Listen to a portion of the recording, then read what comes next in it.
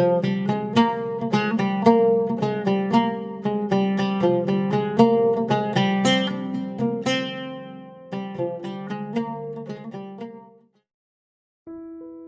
datang di channel Ayo Ngaji. Sebelum Anda mendengarkan, ada baiknya tenangkan perasaan Anda dan nyamankan posisi tubuh Anda. Jangan lupa disertai juga dengan mengucapkan basmalah. Selamat mendengarkan. Kita agak berpikir sekarang, kenapa sih seperti saya bilang tadi, taubat ini dipentingkan. Kalau bahasa anak-anak hari ini mungkin diviralkan oleh para sufi, para ulama, dimainstreamkan. Karena memang ini sangat penting, berkaitan dengan situasi, kondisi, hakikat hidup kita. Apa hakikat hidup manusia yang menuntut dia concern, perhatian dengan taubat? Yang pertama adalah kita ini punya kecenderungan khoto' wan nisyan. Jadi manusia itu punya fitrah, bisa salah, bisa khilaf. Atau lebih ekstrimnya, mudah salah, mudah khilaf. Dan itu tidak perlu saya suruh ngaku, kamu sudah ngerti sendiri bahwa manusia itu mudah salah, mudah khilaf. Jangankan yang tidak sengaja, yang kamu sengaja itu loh banyak. Dan kamu nyaman-nyaman saja. Apalagi dosa yang sendirian tidak ketahuan orang. Waduh, kok lupa tadi belum sholat maghrib? Tidak apa-apa, tidak ada yang tahu. Kalau sama Allah tinggal tobat saja. Jadi kecenderungan jiwa banyak begitu. Manusia itu makhluk khoto' wan nisyan. Oke, ini ciri pertama. Kenapa kemudian orang fokus untuk bertobat? Sadarilah, tidak ada manusia yang bersih. Maka manusia itu tidak pantas, tidak kompatibel kalau dia sombong. Ya ibaratnya komputer itu kalau diisi program sombong itu tidak cocok. Dia akan crash. Saya yakin kalian juga tidak akan kerasan kalau dekat dengan orang yang sombong. Kenapa? Kesombongan tidak kompatibel dengan manusia. Karena manusia itu makhluk khoto' wan nisyan. Orang yang gampang salah, gampang keliru kok sombong, tidak pantas. Kayak tidak punya dosa saja kan gitu. Setiap orang pasti punya salah, punya dosa. Makanya kalau teman-teman kok tiba-tiba sampai pada momen harus konflik dengan orang, mungkin terdorong untuk maki-maki orang, menyalah-nyalahkan orang, menyesat-nyesatkan orang, ayo kembali dulu pada diri kita. Emangnya aku tidak pernah salah? Memangnya aku tidak pernah keliru? Tidak pernah khilaf? Fitrah kita itu ya antara lain khoto' wan nisyan. Ada sisi itunya, maka taubat penting. Makanya istighfar itu setiap hari, setiap habis sholat disunahkan. Berarti dosa kita itu hitungannya tidak harian, mungkin jam-jaman. Jangan-jangan menitan, jangan-jangan detikan. Jadi kalau kalian muhasabah mungkin bukan minggu ini saya salah apa, tapi jam ini saya salah apa, atau jangan-jangan menit ini saya salah apa ya. Dari berangkat ke masjid ngaji sampai sekarang dalam masjid, kira-kira saya ada salah enggak? Perbuatan mungkin tidak, tapi pikiranku ada salahnya enggak? Ada kelirunya enggak? Ada negatifnya enggak? Mungkin jangan-jangan tadi sudah sebelum jam 8 sampai sini, Pak Faiz kok enggak datang-datang sih?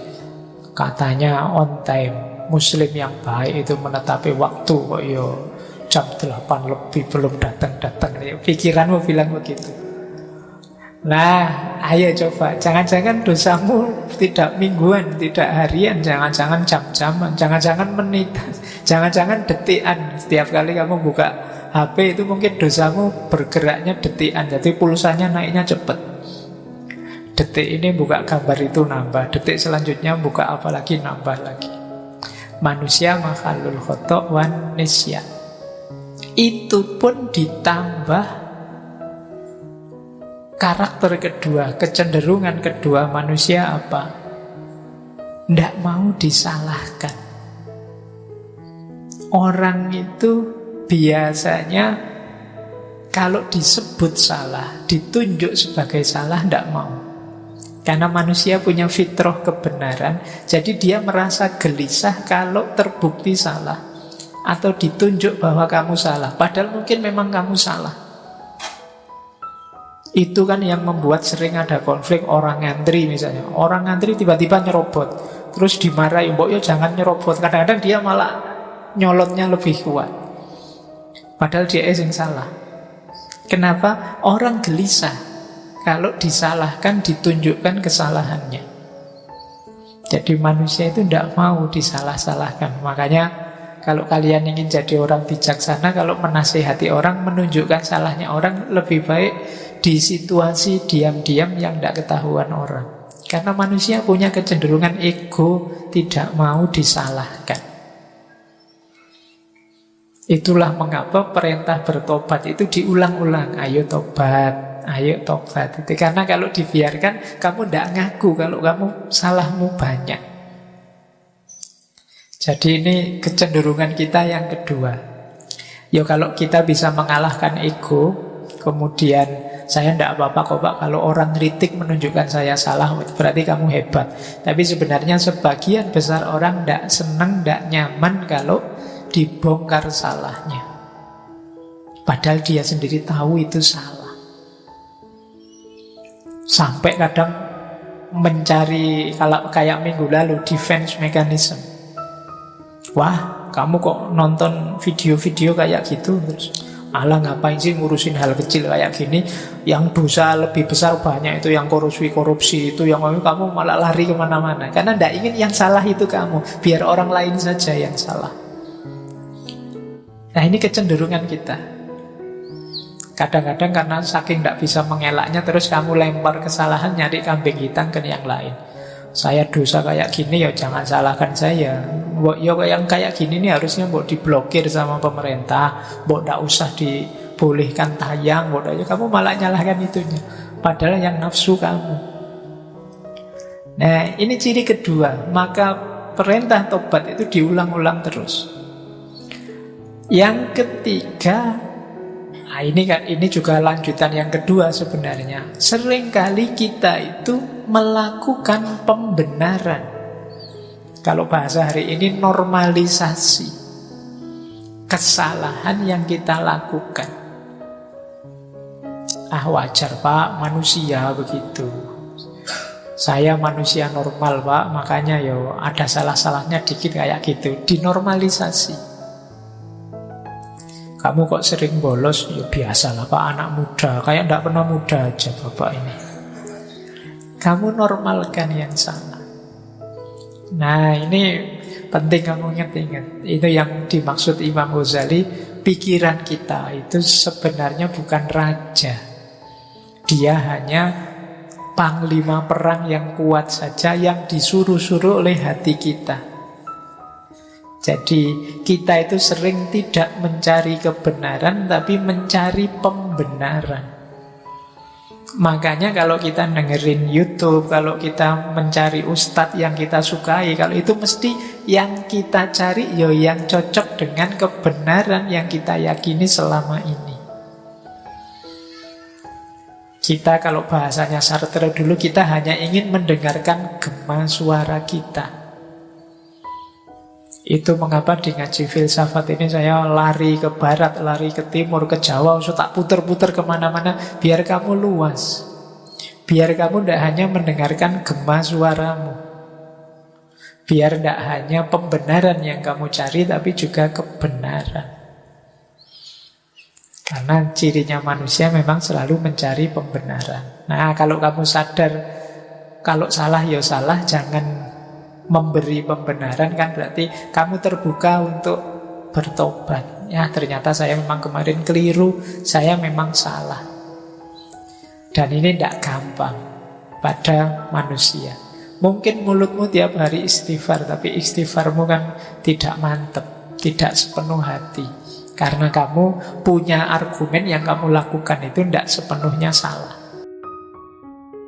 Sebelum lanjut mendengarkan, kami sangat berterima kasih bila mana Anda ikut serta mendukung channel kami dengan cara like, komen, dan subscribe. Terima kasih dan selamat mendengarkan kembali. Yang keempat, kenapa kita harus sering bertobat? Diri manusia ini punya beberapa perangkat yang sifatnya dual. Dual itu punya dua sisi. Kalau bahasa Al-Quran, fujuroha wa taqwaha. Ini yang membuat kita bisa khilaf. Misalnya, nafsu makan itu bagus, tapi ketika kita berlebihan dalam makan, dia berubah dari takwa jadi mungkar. Nafsu seks itu manusiawi, tapi kalau kita melampiaskannya tidak di jalur yang benar, ya dia dari takwa jadi mungkar. Ada dua.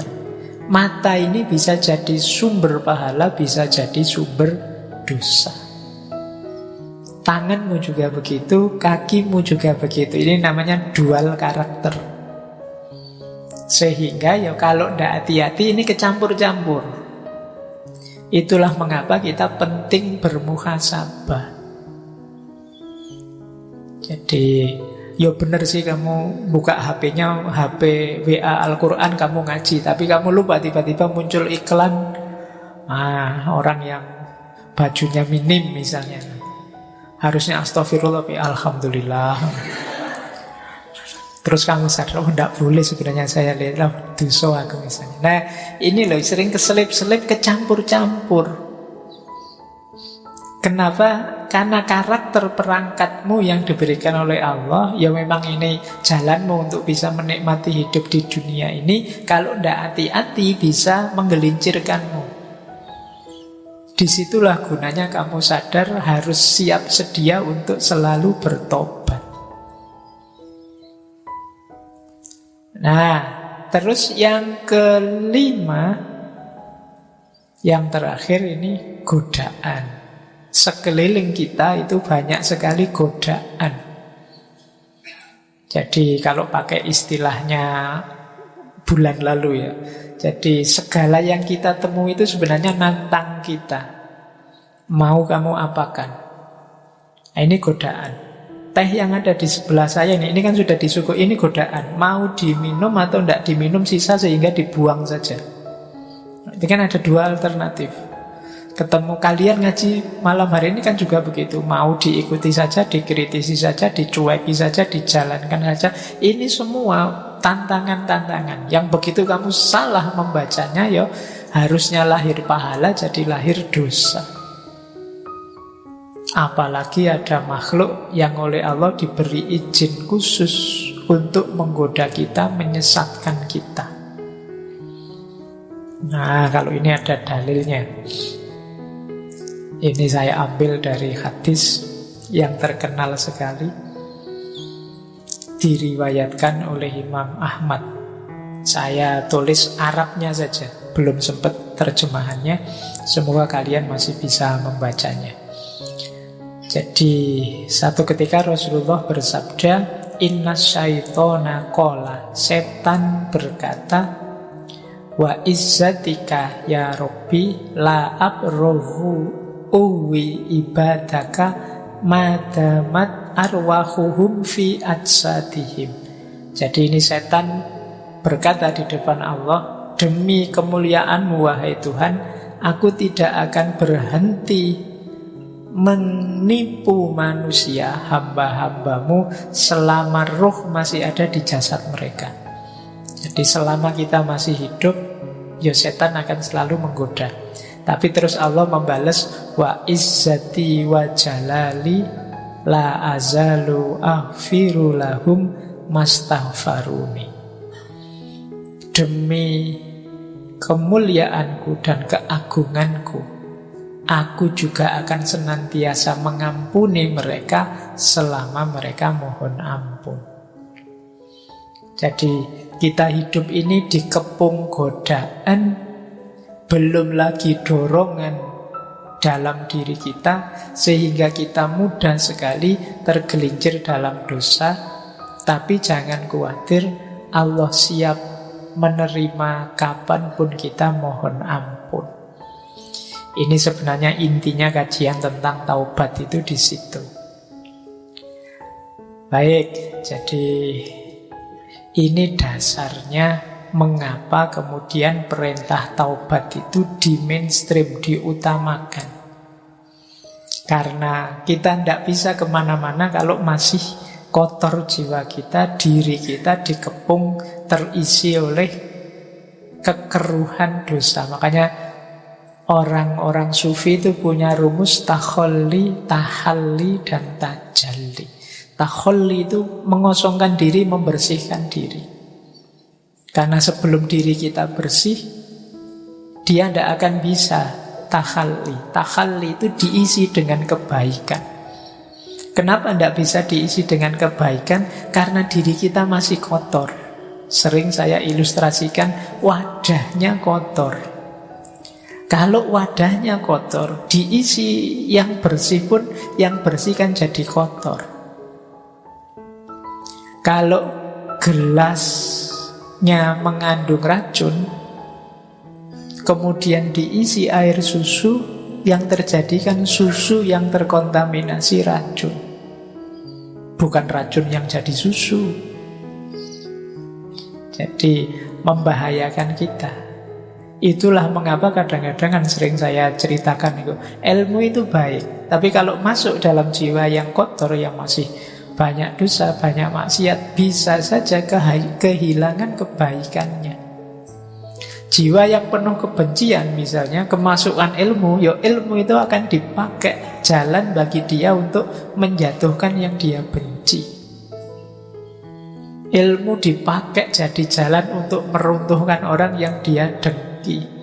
Jadi ilmu yang harusnya menebar manfaat, maslahat, berbalik jadi jalan merusak. Nah, ini logikanya. Maka langkah awal yang penting memang takholli, pembersihan diri, taubat. Kalau diri masih belum bersih, masih sulit kalian mengambil manfaat-manfaat dari keutamaan-keutamaan hidup. Baik, saya lanjutkan. Nah, sekarang kita belajar dari Imam Ghazali dalam Ihya. Kata Imam Ghazali, taubat itu melibatkan 3 variabel. Yang pertama ilmu, yang kedua hal, yang ketiga amal. Ilmu itu ya pengetahuan kita tentang mana yang dosa, mana yang tidak, mana yang maksiat, mana yang tidak, mana yang diperbolehkan, mana yang tidak, mana yang menghalangi, menjauhkan kita dari Allah, mana yang tidak. Ini ilmu. Banyak orang dosa tapi tidak tahu karena ilmunya kurang. Maka variabel tobat yang paling awal itu ilmu. Semakin luas ilmumu, semakin paham tentang tata perilaku, ya kamu akan semakin ngerti mana boleh, mana tidak boleh.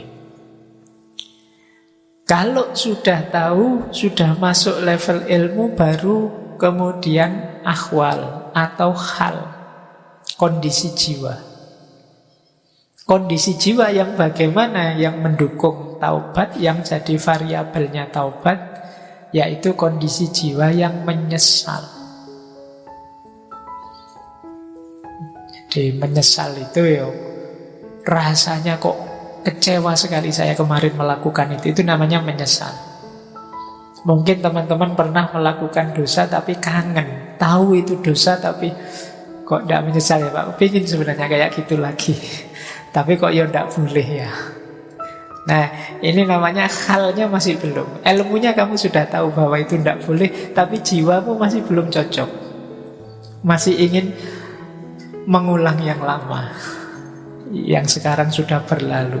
Saya tahu itu tidak boleh Pak, tapi kok ya terkenang-kenang ya Pak. Tidak ada menyesalnya. Nah, berarti memang kondisi jiwamu belum siap untuk tobat. Ayo diatur biar tahu kemudian sadar sehingga menyesal. Kalau sudah menyesal, baru kelihatan di tindakan. Berhenti saat itu juga dan berjanji tidak mengulangi. Kalau tidak ada penyesalan biasanya sulit masuk ke amal ini. Kalau tidak ada ilmu sulit juga masuk ke hal. Jadi ada ilmu, ada hal, ada amal. Ini 3 rangkaian yang harus terpenuhi dulu. Jadi ternyata memang apa-apa itu ya dasarnya ilmu. Makanya jangan berhenti belajar.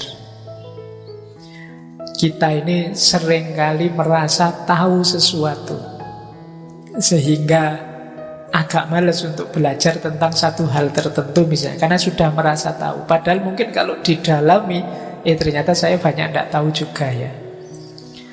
Mungkin setelah kajian malam hari ini kamu baru tahu, ternyata ya luas juga kalau membahas taubat. Ngertimu selama ini taubat itu yang penting menyesal terus tidak mengulangi, kan itu aja. Tapi kalau diteorikan ternyata bisa luas.